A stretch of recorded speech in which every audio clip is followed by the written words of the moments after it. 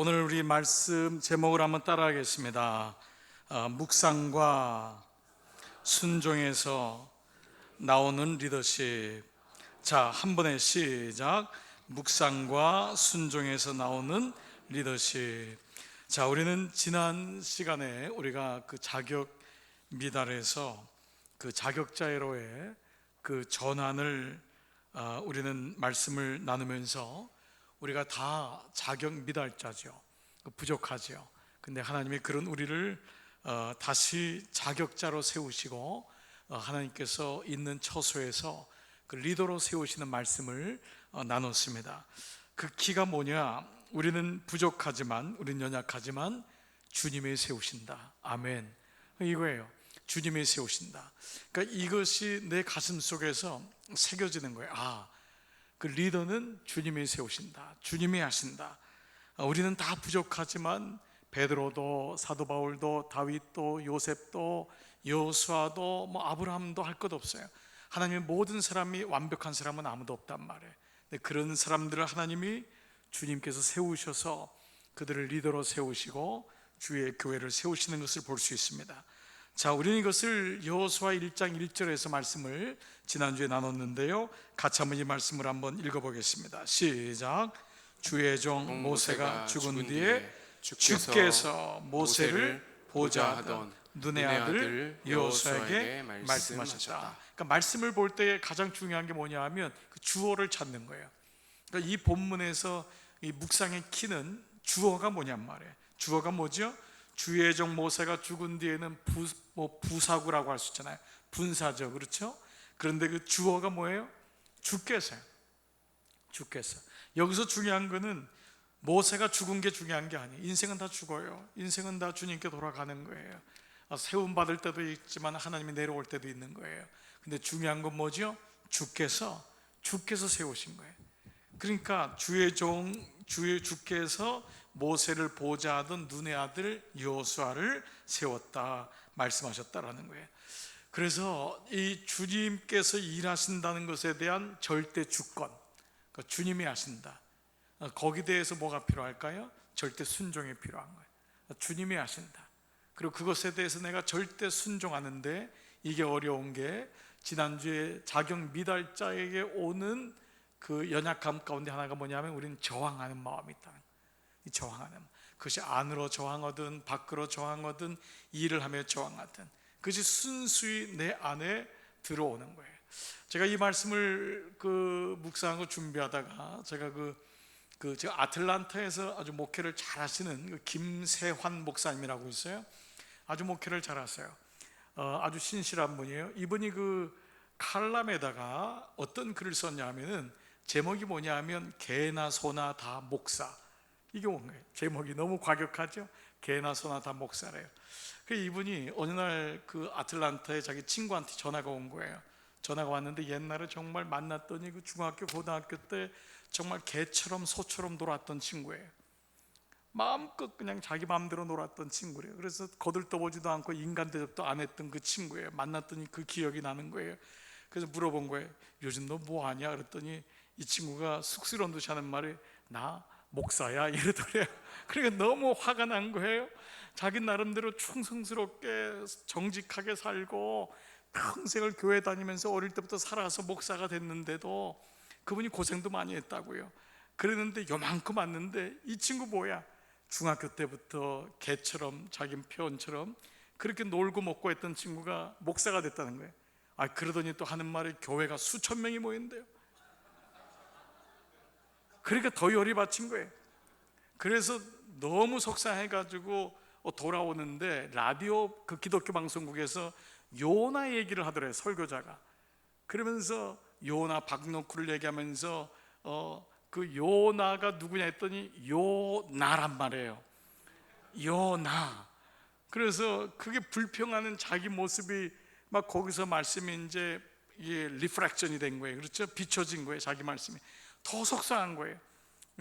속으로 하나님 개나 소나 다 목사합니까? 이러면서 왔는데 방송국에서 하나님이 요나 같은 그런 자를 쓰는데 그 요나가 누구냐? 바로 너 아니냔 말이야. 너 그 박농쿨 하나 때문에 투정하는 나가 아니냔 말이야.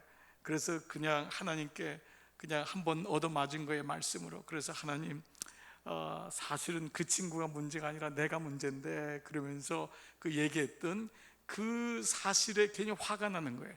우리는 사실은 절대적인 하나님의 주권이 있을 때는 절대적인 순종이 필요한 거예요. 여러분 너무 힘들어하지 마세요. 여러분, 우리가 가룟 유다도 보세요. 다 자기의 일을 하는 거예요. 근데 우리가 힘들어할 때가 있어요. 근데 오늘 절대적인 하나님의 그 일하심에는 절대적인 순종이 필요하다는 거예요. 그러니까 이것이 안 되면 늘 돌아가는 것에 대해서 힘들어하는 거예요. 그 사람은 어떻고 저 사람은 어떻고, 거기에 대한 마음이 있는 거예요. 그 파도를 잔잔케 하기 위해서는 절대적인 순종이 필요해요. 내 마음을 내려놓는 거예요. 자, 리더십이란 이렇듯 하나님과의 관계에서 시작돼요. 그 리더십은 하나님이 주신 것이다. 나에게 주든 그 사람에게 주건, 그리고 그것을 깨닫고 내가 순종하고 묵묵히 자기의 사명을 감당하는 거예요. 성숙하지 못한 리더십이 결국은 자기에게로 돌리는 거예요. 그래서 자기가 드러나는 것, 내가 무엇인가를 이루었고, 내가 역사의 한 획을 걷고, 내가 아니면 안 되고, 아니죠. 그래서 많은 부분에서 우리는 내 이름이 들어가야지만 일을 하고, 내 이름이 드러나는 것에 대해서 늘 우리는 익숙해 있는 거예요. 자기 공로가 인정되는 거예요. 그 자기 공로가 없으면 안 되는, 그게 아니죠.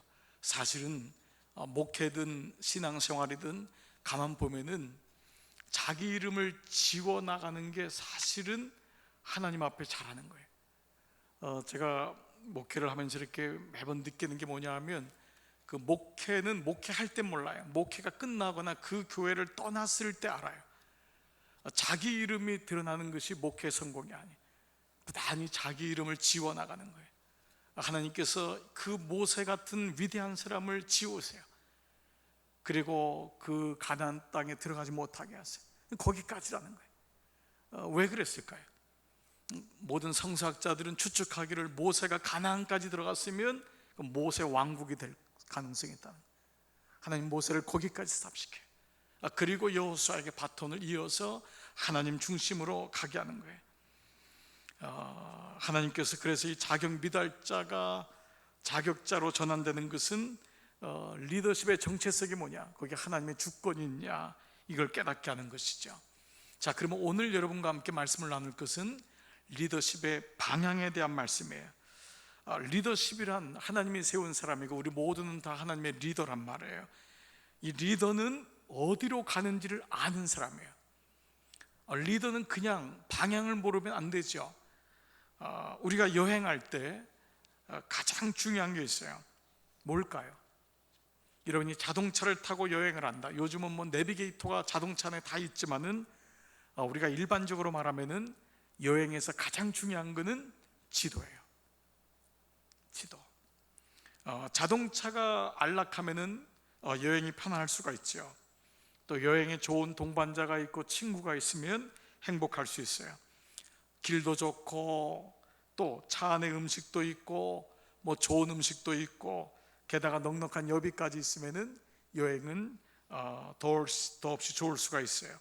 그런데 문제가 뭐냐 하면, 그렇게 재밌던 여행도 길을 잃고 헤매게 되면은 그때부터는 달라지는 거예요. 그때부터는 달라집니다. 요즘 우리 내비게이터가 워낙 잘 만들어졌지만, 여러분, 요즘 내비게이터가 없을 때 우리 한국에도 시골 같은 데 가면은 길을 잃을 때가 많았습니다. 이게 어디가 길인지 모르는 거예요. 그래서 길을 잃어버리면 그때부터 불안해지는 거예요. 두려움이 엄습하죠. 좋다고 생각했던 것들도 힘을 잃게 되는 거예요. 그래서 우리가 이런 얘기를 하는 거예요. 인생은 속도가 아니라 방향이다 라는 거예요. 인생은 속도가 아니다. 내가 어느 방향으로 가고 있느냐가 중요한 거예요. 이게 참, 전 놀라운 말씀이라고 생각해요. 우리가 늘 듣던 얘기지만, 우리는 얼마큼 빨리 가느냐에 대해서 너무 많은 어떤 프레셔를 받고 살아요. 우린 자녀들을 향해서도 그렇고 좀 빠른 길로 가기를 원해요. 그리고 우리는 지름길이 있으면 글로 보내기를 원해요. 이게 다 부모의 마음이죠, 물론. 그래요. 그게 뭐 나쁜 건 아닐 거예요. 그런데 그 빨리 가는 것보다 더 중요한 게 있다는 걸 놓치면 안 돼요. 만약에 방향이 잘못되면은 빨리 가는 거는 점점 멀어지는 거예요. 나중에 돌아오지 못할 때도 있어요. 그러니까 잘 나가는 것에 대해서 유일하게 브레이크를 걸어줄 수 있는 사람이 누구냐면 동시에 부모예요. 이게 참 부모의 역할이 놀랍죠. 누구보다도 잘 되는 것에 대해서 마음을 쏟지만은 잘 나가는 것에 대해서 방향이 잘못된 것이 느껴지면은 제일 불안해할 수 있는 거예요. 하나님께서 우리의 인생이 고난받고 어려움 당하는 걸 원하지 않으세요. 그런데 하나님이 브레이크를 밟으셔요. 왜냐하면 방향이 중요하기 때문에. 그리고 우리의 인생은 성경 말씀대로 길어야 70이요, 60이요, 70이요, 강건하게 80인 거예요. 요즘 더 길어졌지만은. 그리고 또 돌아보면 80의 인생도 순간인 거예요. 우리가 예수를 믿는다는 것은 영혼을 향한 마음이 있는 거예요. 영원. 그거는 끝이 없는 거예요. 이 땅에서 삶은 사실은 이게 전부라면 우리는 속고 있는 거예요. 우리는 어느 날 또 호련히 갑작스럽게 인생을 마무리할 날이 분명히 와요. 그리고 이 시간에도 그렇게 인생을 마무리하는 사람이 많아요. 그러면 우리가 죽는 그 순간 어떤 일이 일어날까요? 그냥 끝일까요? 아니에요. 그 순간에 문이 열릴 거예요. 그 순간 문이 열리는 거예요. 그 문을 열었을 때 상상하지도 못하는 영원한 삶이, 이터널 라이프가 기다리고 있어요. 만약에 그때 내가 걸어온 길이 아무리 똑똑하고 내가 옳은 길이라고 했지만은 하나님을 알지 못하는 그 길이 내가 주인된 길이라면 그 영원한 길은 정말 너무나 절망스러운 길이 될 거예요. 근데 만약에 내가 하나님을 잘 믿고 예수 그리스도가 누군지를 알면서 이 땅에서 고난이 오고 어려움이 와도 그 길을 포기하지 않고 갔을 때, 그 문이 열렸을 때, 이건 너무 놀라운 감격이죠. 그렇기 때문에 우리는 이 땅이 아니에요. 전부가 아니에요. 우리는 그걸 꼭 기억하셔야 돼요. 그래서 죽음의 골짜기를 지난 사람은 그 방향의 소중함을 아는 거예요.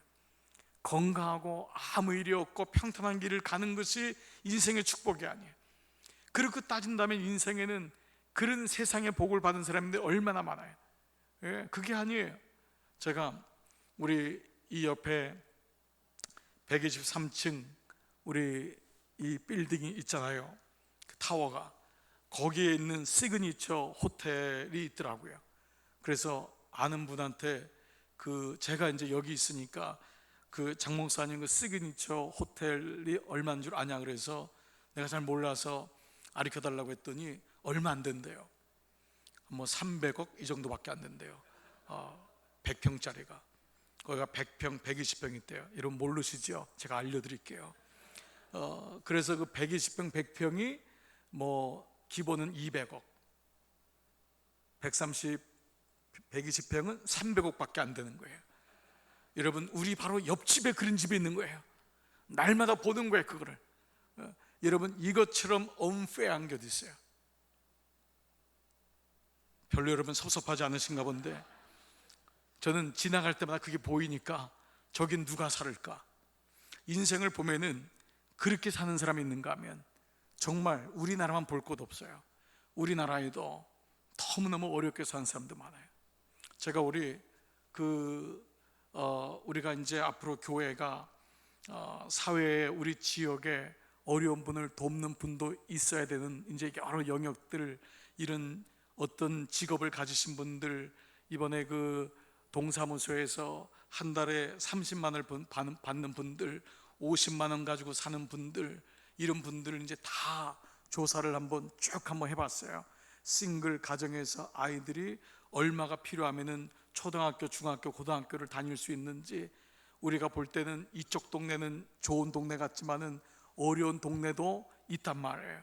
그리고 우리 아내도 하루에 12시간을 일하는 택시 운전수가 한 달에 120만 원을 버는 거예요.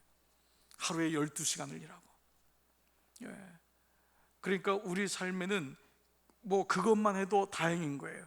우리가 안산만 해도, 그리고 이 부근에 우리가 불법 체류로 있는 외국인 노동자만 해도 얼마나 많은 사람들이 정말 바닥의 삶을 살잖아요. 우리가 그런 걸 보면은 그건 또 우리나라만도 아니에요. 하루에 일부를 가지고 1,000원을 가지고 사는 사람도 부지기수예요. 부지기수예요. 하루에 1,000원을 가지고. 그런 우리가 인생을 본다면 너무 unfair하고 이건 너무 아니라고 할 수 있잖아요. 그러니까 우리가 말씀을 보면 볼수록 이 땅이 전부가 아니라는 것을 우리가 알 수 있는 거예요. 그렇듯이 인생은 분명한 마음이 있어야 돼요. 속도도, 인생은 이 땅에서 누리고 잘 사냐도 아니고 우리의 삶의 방향이 천국까지 이어져 있느냐, 이게 정말 놀라운 은혜인 거예요. 그리고 우리의 인생은 어느 날 다 지나갈 거예요. 고통도 눈물도 다 지나갈 거예요. 그러나 우리의 인생의 방향이 올바르다면은 우리가 호련히 변화하여 주님 앞에 섰을 때 영원한 나라가 있다면, 그 영원한 나라가 있는 것을 우리가 이 말씀을 통해 믿기 때문에 우리는 이 땅에서 좌절하지 않고, 그것 때문에 주눅들지 않고, 그것 때문에 힘들어하지 않고 우리에게 주어진 인생을 살아가는 줄 믿습니다. 우리가 일반적으로 길을 걸을 때 세 가지의 사람의 부류가 있어요. 첫 번째는 이 사람이에요. 내가 길을 안다고 생각하는 사람이에요. 이 사람은 내가 길이라고 생각하는 사람이에요. 워낙 길이 잘 아는 사람이에요. 운전을 하고 가다 보면 길눈이 밝은 사람이 있어요. 어떻게 길눈이 밝은지 금방금방 알아요. 기억을 더듬기도 하고, 이 길을 잘 찾는 사람, 나름대로 인생에 대해서 뚜렷한 가치관과 철학을 가지고 있는 사람이에요. 이 사람이 가장 잘 부르는 노래가 있어요. 노래방에 가면은 My Way, 이런 노래, 내 길, 너무너무 멋있는 거예요. 여러분 정말 이 My Way 같은 거 부르면은 노래도 그렇고 얼마나 멋있는지 몰라요. 그런데 그건 정말 멋있는 게 아니에요. 말씀에 눈에 비춰보면은 보통 이 사람들은 자수성가하신 분들이 이게 많아요. 내가 길인 거예요. 아내가 아무리 예수님 전에도 들어가지 않아요. 그 마음이 아마 꺾이질 않아요. 참 놀랍죠. 그렇게 실패를 하고 좌절을 하고 병도 앓는데 하나님을 영접하잖아요. 그래서 어느 순간에 이게 뭐냐면 설득의 문제가 아니라 영적인 문제라는 걸 아는 거예요. 예수를 믿는 게 설득의 문제가 아니에요. 내가 어느 날 예수님을 알게 된 것은 나같이 고집이 있고 나도 마이웨이를 불렀던 사람인데 이게 웬 은혜냔 말이에요. 나같이 철저한 사람이, 나같이 불신의 사람이 어느 날 예수를 믿고 있다니. 두 번째 사람이 있어요. 이 사람은 길을 찾을 때 누군가에게 물어서 찾는 사람이 있어요.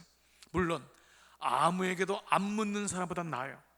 그런데 문제는 뭐냐 하면 잘못 길을 가르쳐주는 사람의 답을 정답이라고 여기면 이건 너무 고통스러운 거예요. 제가 시골에서 이 길 때문에 고난을 당한 적이 한두 번이 아닙니다.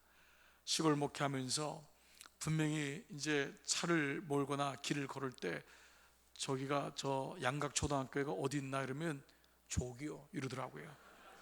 그래서 저기니까 금방 앞인 줄 알고 갔어요. 10분을 20분을 걸어도 안 나와요. 거기서 일하시는 할머니한테 양각초등학교 어디? 저기. 또 그러는 거예요. 그래서 또 10분을 걸었어요. 이건 1시간을 걸어도 안 나오는 거예요. 왜냐면 그분에게는 다 길을 가르쳐 줄 때 조기라는 거예요. 조기라고. 조기가 아니더라고요. 정말 깜짝 놀랐어요. 길을 1시간 걸어도 안 나오는데 다들 노인분들은 조기라는 거예요. 아니었어요. 길을 누구한테 물어보느냐가 정말 중요하다는 걸 알았어요.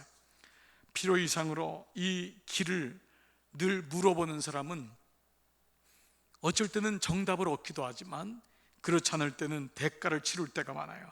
그렇기 때문에 이 두 번째, 누구한텐가 물어보는 것만이 능사는 아니에요. 세 번째 사람이 있어요. 이거는 뭐냐? 지도를 가지고 찾아가는 사람이에요. 맵이 있는 사람, 지도가 있는 사람이에요. 자, 첫 번째 사람은 어떤 사람이죠? 내가 안다고 생각한 사람, 내가 길이라고 생각하는 사람이에요. 두 번째 사람은 물어보면 된다고 생각하는 거예요. 세 번째는 뭐죠? 지도를 가지고 찾아가는 사람이에요. 가까운 길은 지도 없이 갈 수 있습니다. 그러나 먼 길은, 인생은 짧지 않거든요.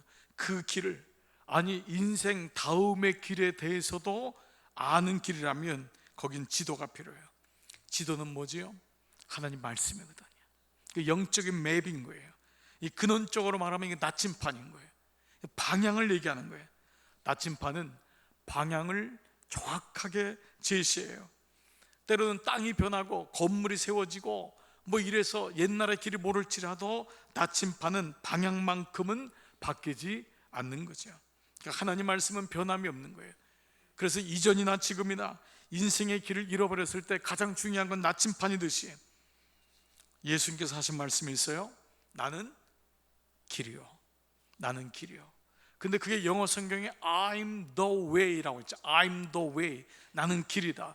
그런데 어린이 영어 성경 보면, 쉬운 영어 성경 보면 I'm the map이라고 나와 있어요. 내가 지도래요.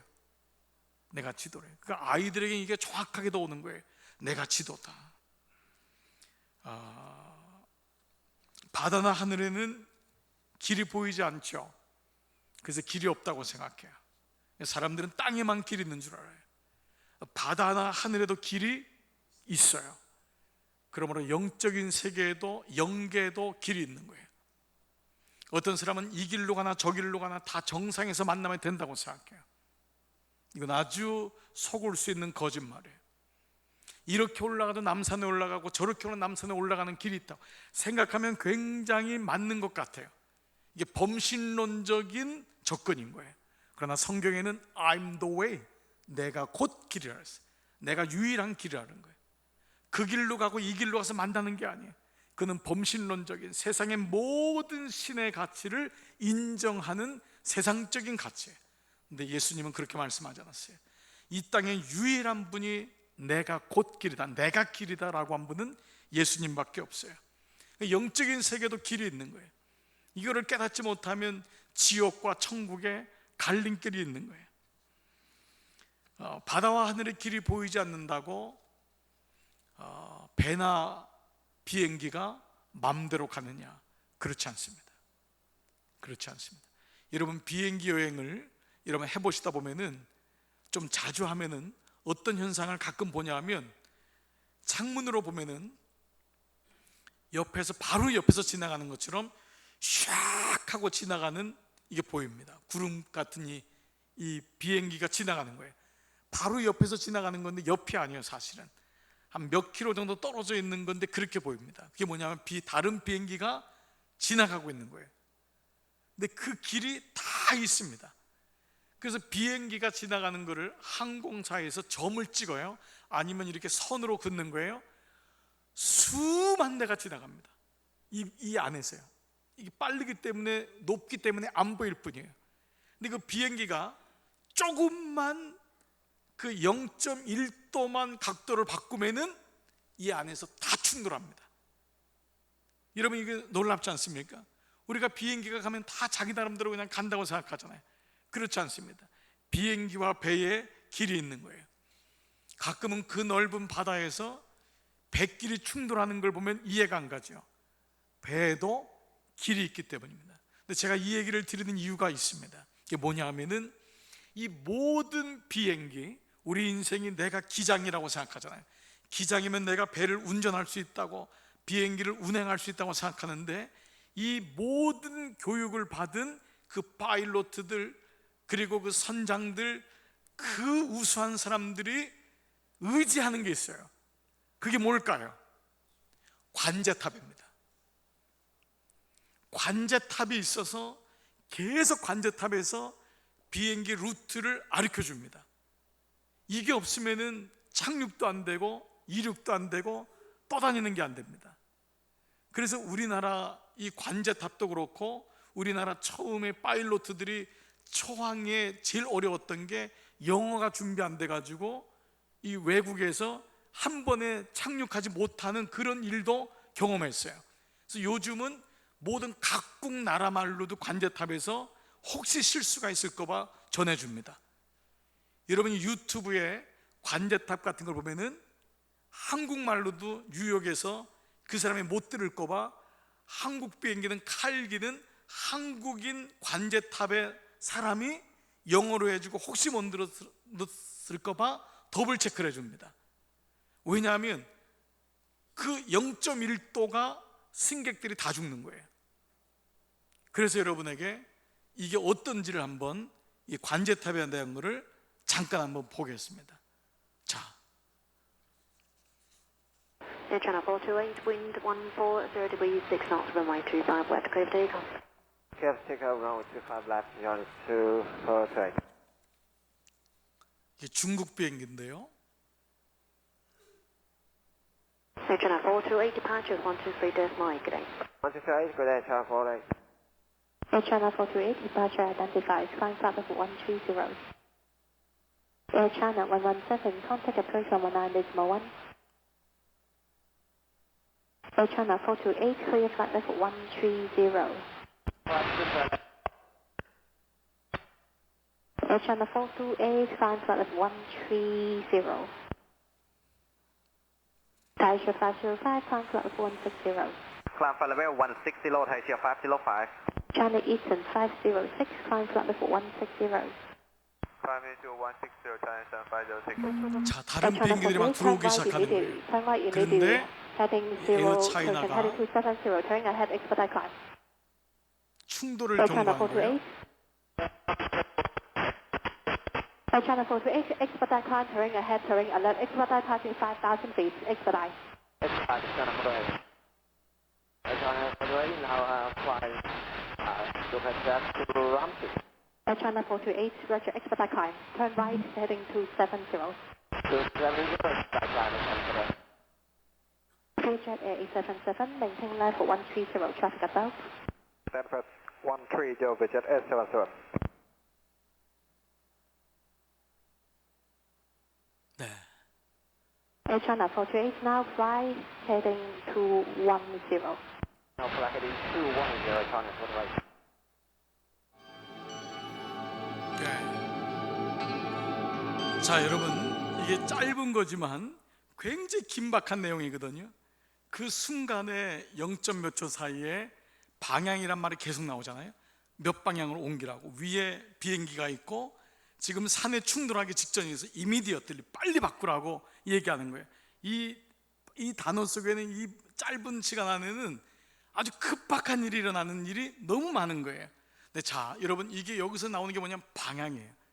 비행기는 속도가 중요한 게 아니라 방향이 중요하다는 거예요. 자, 그래서 이거를 뭐라고 얘기할 수 있냐면 관제탑의 영성이라고 얘기하는 거예요.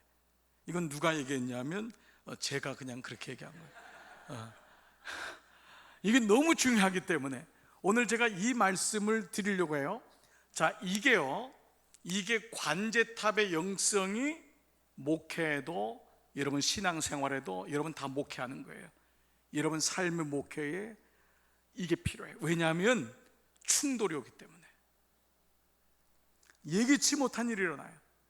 내가 이 관제탑의 영성이 없으면 뻔히 부닥치는 걸 알면서 그 인간이랑 또 충격하는 거예요.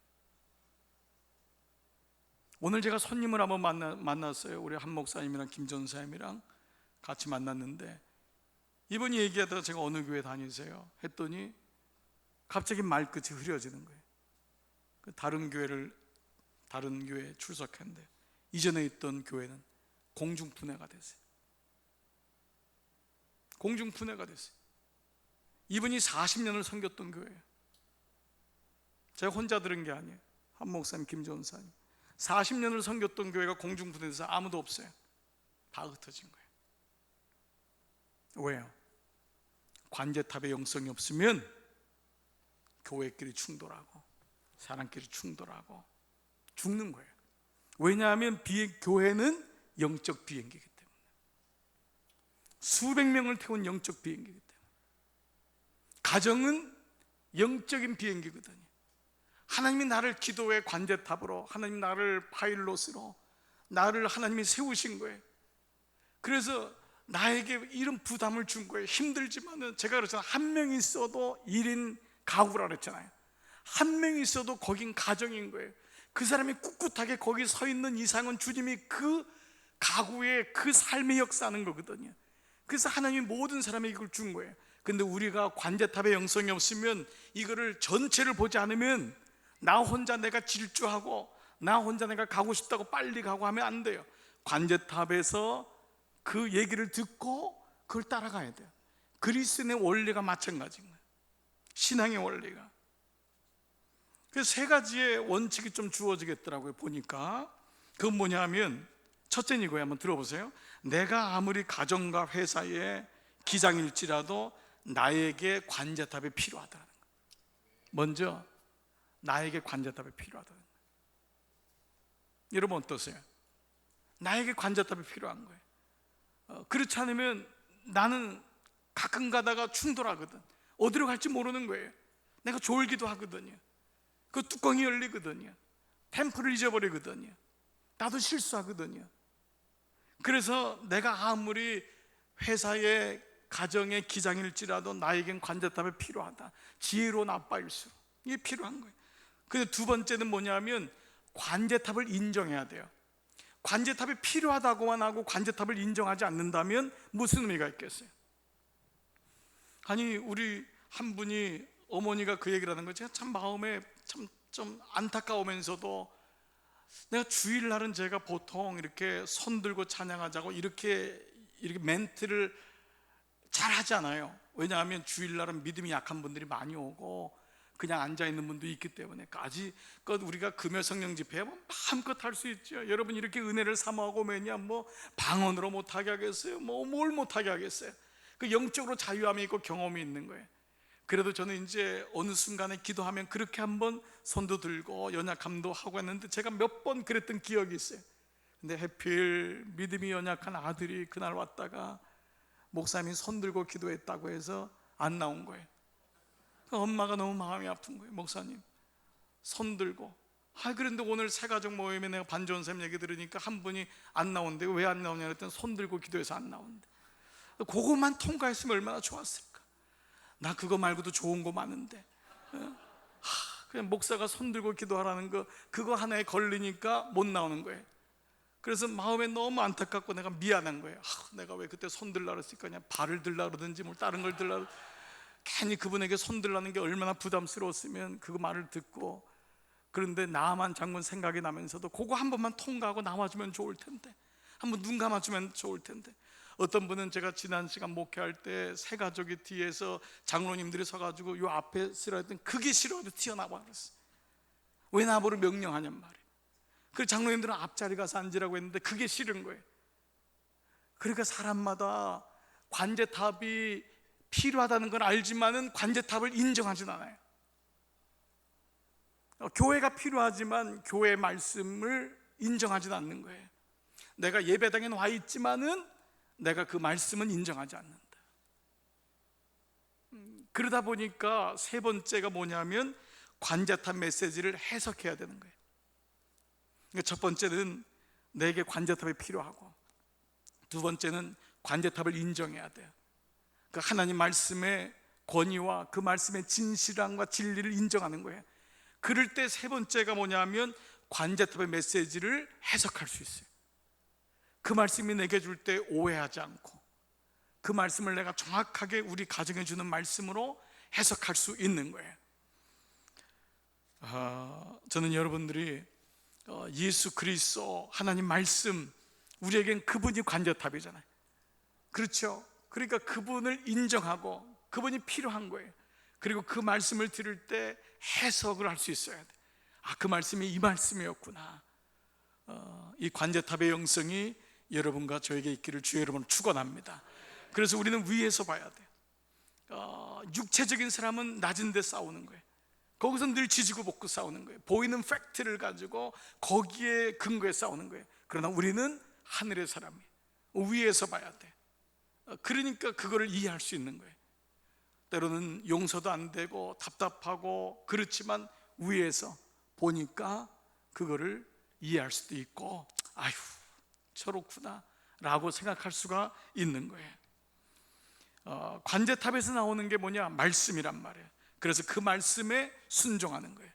여기서 파일럿이 관제탑에서 얘기하는데 아닌데요, 이미 그때 늦은 거예요. 철저하게 순종해야 돼요. 왜냐하면 관제탑에 있는 분은 훨씬 더 훈련을 많이 받아요. 그리고 모든 걸 다 보는 거예요. 모든 비행기를. 내 비행기 탄 사람은 요거밖에 안 보이니까 내가 이래도 된다고 생각하지만 관제탑에는 그 순간에 몇 대의 비행기가 왔다 갔다 하니까 그걸 다 보는 거예요. 그래서 우리의 영성은 그걸 보는 거예요. 그걸 보더라고요.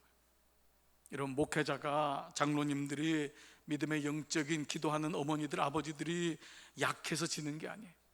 유약해서 모르는 게 아니에요. 다 봐야 되니까. 다 봐야 되니까. 불러다가 혼도 내고 싶고, 이 사람은 이런 거 잘못됐다고 얘기도 하고 싶고, 버르장머리도 고쳐주고 싶고, 이러면 안 된다고 얘기하지만 전체를 보는 거예요. 이게 믿음의 영적인 사람들. 이게 부담스러워요. 힘들어요. 그렇지만 부모님들은 전체를 보는 거예요. 형제들이 다 있으면 다 있는데도 똑같은 얘기 못 하는 거예요. 그 삼형제가 있으면, 오형제가 있으면 그걸 다 봐야 돼요. 왜냐하면 다 그분도 하나님의 자녀임을 우리가 고백하기 때문에. 그런데 어느 날 하나님이 교통질서를 하시는 거예요. 우리가 하나님의 관제탑을 신뢰하는 거예요. 이 주님의 교회. 여러분, 이 마음이 여러분 안에 잘 이해되기를 축복합니다. 신명기 6장 6절, 오늘 내가 내게 명하는 이 말씀을 너는 어떻게 해요? 마음에 새기고. 이제 그 말씀에 순종하는 게 어떤 거냐? 마음에 새기고 내 자녀에게 부지런히 어떻게 해요? 가르치며. 두 번째, 가르치라. 집에 앉았을 때든지 길에 행할 때든지 누워있을 때든지 일어날 때든지 이 말씀을 어떻게 해요? 강론하, 말하라는 거예요. 이 말씀을 계속 말하라, 말하라, 전파하라. 또 너는 그것을 내 손목에 매어 기호를 삼고 사람들에게 보여주라는 거예요. 나는 말씀의 사람이다, 보여주라. 미간에 붙여 표를 삼고 뭐예요? 나는 못 보는데 사람들이 보니까 저 사람은 하나님 말씀의 사람이에요. 이 사람이 이게 걸리는, 이게 딱 있는 거예요. 여러분, 직장 생활하면서 술을 안 먹을 수 있는 방법이 있어요. 그건 뭐냐면, 힘들지만 미간에다가 나는 안 먹음 붙여야 돼요. 나는 예수님의 사람임, 이거 붙여야 돼요. 그래서 그 사람이 처음엔 좀 힘들어요. 얼차려도 받고 왕따도 당할 수 있어요. 그런데 나는, 예를 들면 먹으면 죽음, 뭐 이런 결사적인 걸 한 번만 붙여야 돼요. 미간에다 한번 붙이면은 안 건드려요. 유혹에서 이기는 거는 스스로가 자수를 해야 돼요. 나는 예수님의 사람이다. 봐요. 남자들은 아멘 안 할 줄 알았어요. 그러면 계속 오는 거예요. 딱 미간에다 붙이는 거예요. 그리고 내 집 문설주와 바깥문에도 붙이는 거예요. 우리 집은 이런 집이다. 이런 집은. 요즘 우리 교회도 그 교회 문패가 있잖아요. 요즘은 그게 많이 없어진 것 같아요. 문패를 딱 붙이는 집들이 있잖아요. 우리 집은 이 교회 다닌다. 그건 뭐냐면 우리 집은 이단들이 들어오지 마십시오. 우리 집은 예수 믿는 집입니다. 마음에 새기고 가르치고 뭐예요? 강론하고 기호 삼고 표를 삼고 기록해라. 자, 그러면은 이렇게 하나님 말씀에 순종하면 어떤 일이 있냐? 신명기 6장 9절 11절. 자, 보세요. 그리하면, 이렇게 하면은 하나님이 어떻게 하시냐? 다 같이 시작. 내 하나님 여호와께서 내 열조 아브람과 이삭과 야곱을 향하여 내게 주리라 맹세하신 땅으로 너를 들어가게 하시고. 하시고. 내가 들어가는 게 아니라 하나님이 이렇게 하시는 거예요. 이게 은혜예요. 너로 들어가게 하고, 또 내가 건축하지 아니한 크고 아름다운 성읍을 얻게 하시고. 내가 얻는 게 아니에요. 주님이 주시는 거예요. 그리고요, 내가 채우지 아니한 아름다운 물건이 가득한 집을 얻게 하시면 주님이 주시는 거예요. 또요, 내가 파지 아니한 우물을 얻게 하시면 또 주님이 주시는 거예요. 그리고요, 내가 심지 아니한 포도원과 감람나무를 얻게 하사. 결국 어떻게 해요? 너로 배불러 먹게 하시리라. 이게 하나님의 은혜인 거예요. 내가 말씀에 순종하면 그 말씀이 나를 끌고 가는 거예요. 이걸 경험하는 거예요. 내가 가서 우물을 파고, 내가 가서 막 집을 짓고, 내가 가서 막 어떻게든지 애쓰는 것이 아니에요. 내가 그 말씀의 원리를 가지고 살면은 하나님이 그 길로 나를 인도하심을 내가 신뢰하고 주님이 하신다 믿는 거예요. 아멘. 그래서 우리는 이 말씀을 가지고 순종하는 팔로워가 돼야 되는데, 제가 두 가지 말씀을 이제 드리면서 기도를 하려고 해요. 자, 첫 번째, 그 성숙한 리더십이 뭐냐? 하나님의 말씀인 관제탑인 이 말씀을 어떻게 하는 거예요? 묵상하는 거예요. 묵상하는 거. 이게 묵상의 첫 번째 원리예요. 자, 8절. 이 율법책을 내 입에서 떠나지 말게 하며, 다 같이요, 주야로 그것을 묵상하여. 자, 듣는다는 것은 그것이 무엇인가 하여 마음을 모아 경청하는 게 듣는다 그랬어요. 그 묵상한다는 건 뭐냐? 히브리 말대로 한다면 계속 씹고 뱉어내고 또다시 씹고 뱉어내는 되새김을 반복하는 행위가 묵상이에요. 묵상은 계속해서 그 말씀을 되새김질하는 거예요. 그 말씀을 씹고 또 뱉었다가 또 씹고 뱉는 되새김질하라. 그래서 이것이 묵상인 거예요. 그러니까 계속 그 말씀이 내 안에서 맴도는 거예요. 그래서 이 말씀의 또 다른 의미는 뭐냐면 그것을 너희 중심부에 두라. 그 말씀을 너희의 중심부에 두라. 그러니까 말씀이 첫 번째 모든 리더십에 있어서 묵상되는 거예요. 그 말씀을 묵상하는 훈련을 하는 거예요. 제가 여러분 지난주에 우리가 말씀을 듣는다는 것, 그리고 묵상한다는 것, 그것을 인식한다는 것, 말씀의 인식은 생각의 힘을 기른다 그랬죠. 그렇죠? 그러니까 생각할 수 있는 힘을 주는 거예요.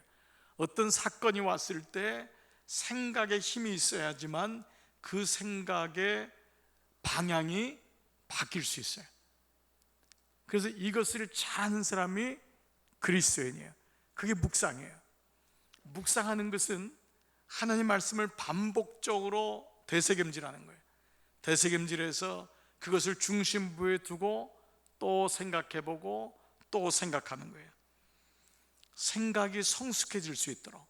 근데 하나님이 좋은 말씀이기 때문에, 이것이 굿뉴스, 복음이기 때문에 그 말씀을 묵상하는 사람에겐 좋은 생각을 주세요. 자, 이것이 굿뉴스예요. 이것이 좋은 복음이에요. 복음은 굿뉴스, 좋은 소식이란 말이에요. 그래서 굿뉴스를 묵상하게 되면은 좋은 생각을 가지는 거예요. 그래서 우리가 이런 말씀을 하는 거예요. 좋은 리더는 좋은 생각에서부터 출발한다. 좋은 리더는 뭐냐? 좋은 생각을 하는 거예요. 그러니까 묵상은 하나님의 생각을 자기의 생각으로 만드는 거라고 할 수 있어요. 이때 우리가 하나님의 부유함을 경험하게 되는데, 로마서 11장 33절에 뭐라고 하나님의 말씀을 얘기했냐면, 깊도다 하나님의 지혜와 지식의 부유함이에요. 깊도다 하나님의 지혜와 지식의 부유함이에요. 그의 판단은 측량치 못할 것이며 그의 길은 찾지 못할 것이다. 그러니까 하나님의 지혜를 계속 의지하고 하나님의 지혜가 나올 수 있도록 반복적으로 묵상하는 거예요.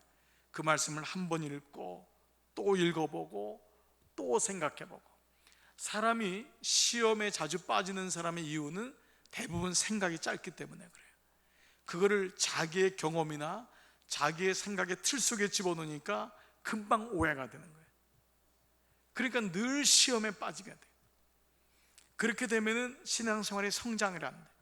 그러니까 묵상을 하는 사람은 쉽게 흔들리지 않아요. 어떤 얘기를 들었을 때도 잘 소화시켜요. 그걸 되새김질하는 거예요. 그래서 옛날에는 되새김질할 땐 쓴물이 올라오니까 이게 힘들었는데, 하나님 말씀을 가지고 되새김질하니까 그 길 속에 되새김질하면서 하나님의 지혜의 풍요로움이, 지혜의 깊이를 조금씩 알게 되는 거예요. 아, 이렇게 할 수가 있겠구나, 이런 마음이 들 수가 있겠구나라는 생각이 들기 시작하는 거예요. 그래서 사도 바울이 지금 로마서 11장 33절에서 깊도다 하나님의 지혜와 지식의 부유함이에요. 여러분 중엔 이미 이 지혜와 지식의 부유함을 경험한 분이 있어요. 저는 이걸 정말 목회하면서 너무 많이 교인들을 보는데, 이거는 세상의 학문줄하고는 아무 관계가 없어요. 세상의 가방끈하고 하나님의 지혜와 지식의 부유함은 이게 같이 가는 게 아니더라고요. 정말 하나님의 지혜를 가진 분이 있어요. 난 여러분이 그분 되기를 축복합니다. 그리고 우리 목회자들이 그렇게 되기를 여러분이 중보해 주셔야 돼요. 하나님, 우리 목사님들이 지혜의 영이 임할 수 있도록, 하나님 지식의 풍요함이 임할 수 있도록. 그래서 그것이 있을 때 강단에서부터 말씀이 여러분에게 흘러 넘치는 거예요. 부모가 지혜, 지식의 풍요함이 있어야지만 자녀에게 가요. 자녀가 깨닫는 거예요. 역시 아빠 말이 맞았구나. 이게 오는 거예요. 엄마 생각이 맞았구나. 그 우리에게 오는 하나님의 지혜가 오는 거예요. 그래서 우리는 하나님 말씀을 늘 묵상하고, 그 말씀이 새겨지는 것, 그것이 리더예요. 빨리 여러분 오해하거나 빨리 시험 들지 마세요. 시험 드는 거는 천천히 해도 괜찮아요. 그렇죠. 오해하는 것도 천천히 오해해도 괜찮아요. 느긋한 게 좋아요. 그래서 우리 교회는 충청도 분들이 많으니까 얼마나 좋은지 몰라요. 아멘. 늦게 하시는 거예요. 천천히. 아멘을 별로 안 하시는 것 같아요. 자, 천천히 하시는 거예요. 천천히. 빨리 하지 마세요. 자, 그래서요, 말씀을 묵상하는데 5가지 패턴이 있어요. 5가지가. 자, 말씀의 단계가 있어요. 저를 한번 따라하겠어요? 말씀을 듣고, 그 다음에 뭘까요? 그래요, 읽고, 그 다음 뭘까요? 암송하고, 그리고 뭘까요? 묵상하고. 물론 여기 연구하고도 들어가는 게 있지만 묵상하고, 그 다음에 말씀을 나누는 거예요. 자, 5가지.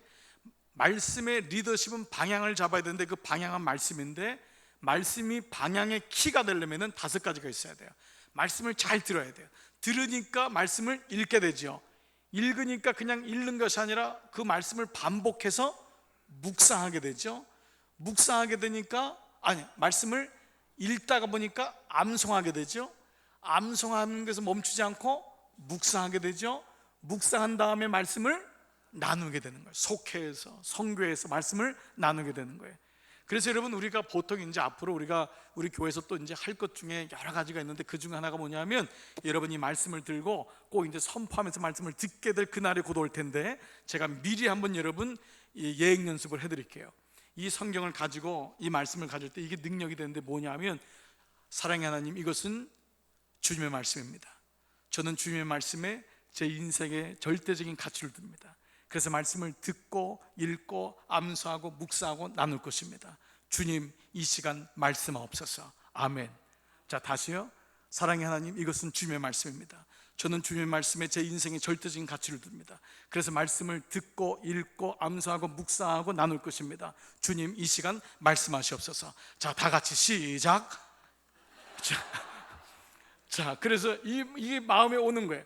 자, 이게 말씀을 들고 예행 연습을 해보는 거예요. 자, 이것은, 사랑의 하나님, 이것은 주님의 말씀입니다. 저는 주님의 말씀에 제 인생의 절대적인 가치를 둡니다.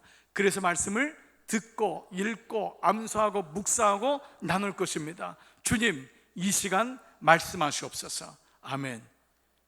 이게 되는 거예요.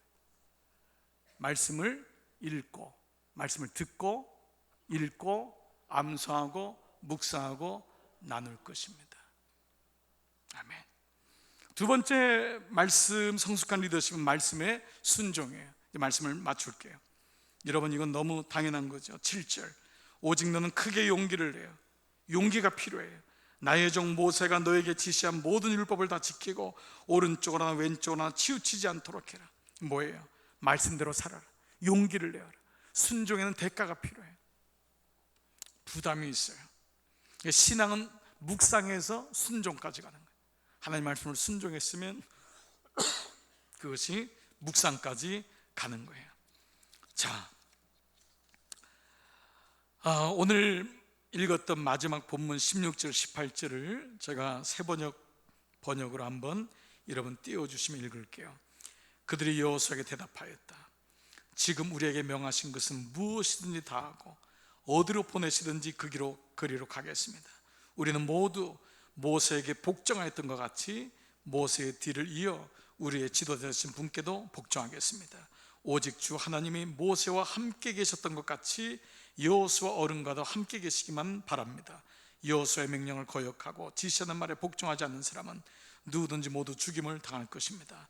여호수아님께서는 오직 굳세고 용감하시기를 바랍니다. 이것은 신명기 말씀에, 이 여호수아의 말씀에 여호수아를 리더십으로 세우고 여러분을 리더십으로 세우고 하나님 말씀을 세우면서 결국은 하나님의 사람과 함께 믿음으로 가나안 땅에 들어가라고 하는 하나님 말씀을 우리에게 말씀하고 있어요. 순종은 영적 훈련이에요. 보이지 않는 하나님 말씀에 순종한 사람은 보이는 하나님의 사람, 보이는 여러분의 배우자, 보이는 여러분의 믿음의 사역의 팀들, 이 사람들, 나의 믿음의 영적인 멘토들, 이 사람들에게 순종하는 것이 같이 가는 거예요.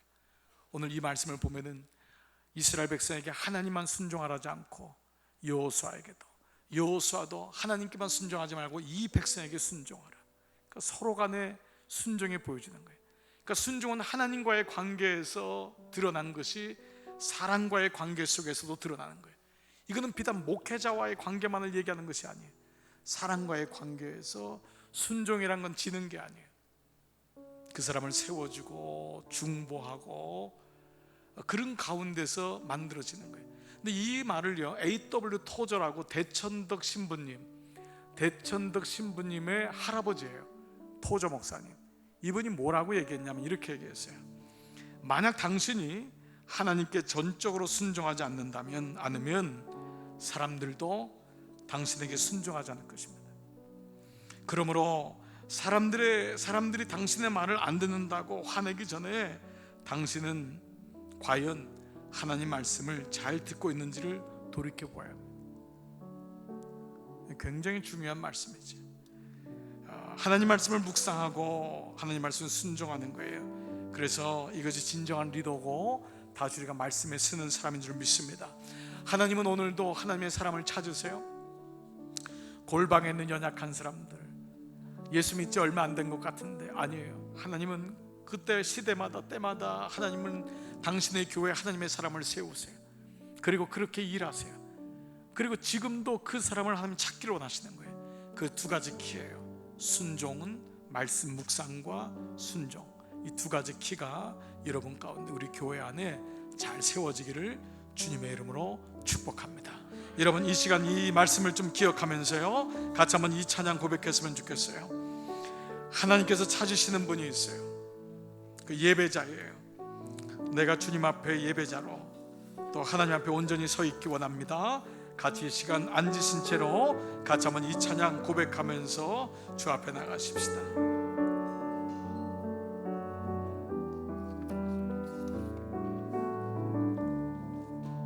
주를 위한 이곳에, 주를 위한 이곳에 예배하는 자들 중에 그가 찾는 이 없어, 그가 찾는 이 없어. 주님께서 슬퍼하시네. 주님이 찾으시는 그 한 사람, 그 예배자, 내가 그 사람 되기를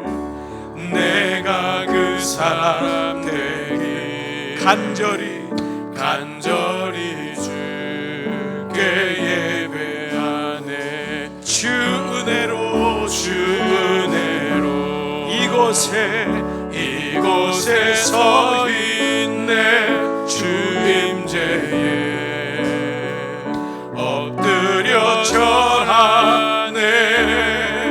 그 어느 것도 나는 필요 없네. 주님만 경배해. 주 은혜로 이곳에 서 있네. 주 임재에 엎드려 절하세. 절하네. 그 어느 것도 나는 필요 없네. 주님만 경배. 주 은혜로 이곳에 서 있네. 주 임재에 엎드려 절하네.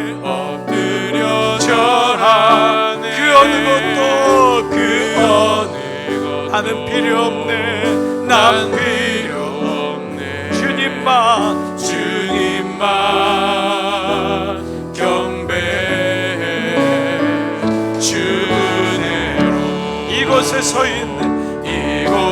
서 있네 주 임재에 엎드려 절하세 그 어느 것도 아멘 아멘. 난 필요 없네 주님만 주님만 경배해 나를 지으신 이가 하나님 나를 부르시니 나를 부르시니가 하나님 나를 보내시니 나를 보내시니도 하나님 나의 나 된 것은 나의 나 된 것은 다 하나님 은혜라 나의 달려갈 길 나의 달려갈 길 다가도록 나의 마지막 호흡 나의 마지막 호흡 다하도록 나로 그 십자가 나로 그 십자가 품게 하시니 나의 나 된 것은 다 하나님 우리 다 자리에서 일어나셔서 한량 없는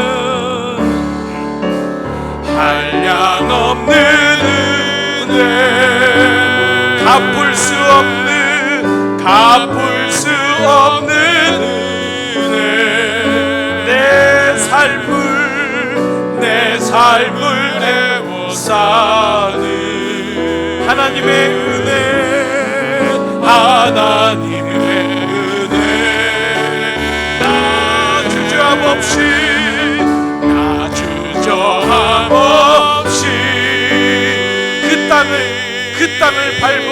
그 땅을 밟음도 나를 붙드시는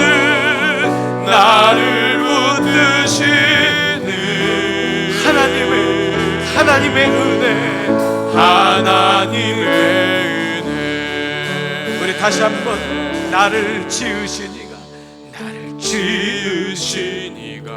하나님 나를 부르시니가 하나님 나를 보내시니 나를 보내시니도 하나님 나의 나 된 것은 나의 나 된 것은 다 하나님 은혜라 나의 달려갈 길 나의 달려갈 길 다가도록 나의 마지막 호흡 다하도록 나로 그 십자가 품게 하시니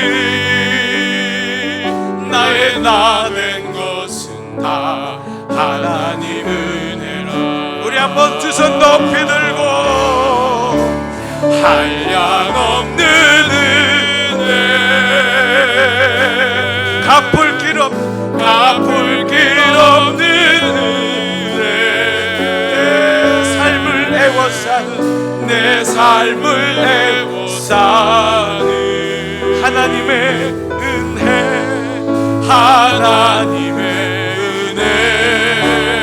아멘 아멘 나 주저함 없이 그 땅을 밟음도 나를 붙드시는 하나님의 은혜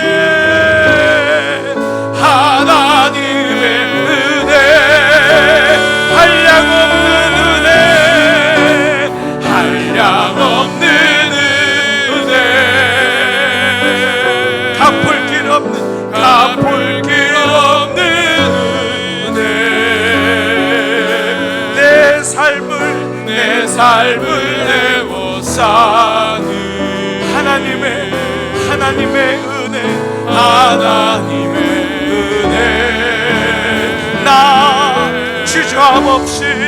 나 주저함 없이 그 땅을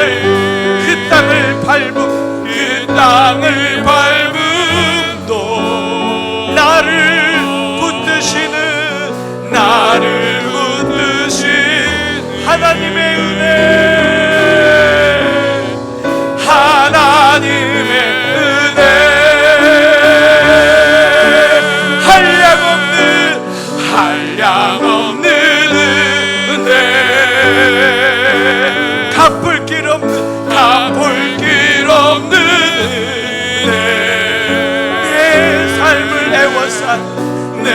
삶을 내어사는 아버지 하나님의 은혜, 하나님의 은혜 주님 나 주저함 없이 나 주저함 없이 그 땅을 밟음도 그 땅을 밟음도 나를 붙드시는 하나님의 은혜, 하나님의 은혜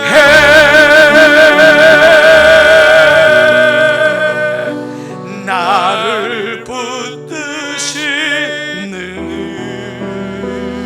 하나님의 은혜를 선포하면서 하나님의 은혜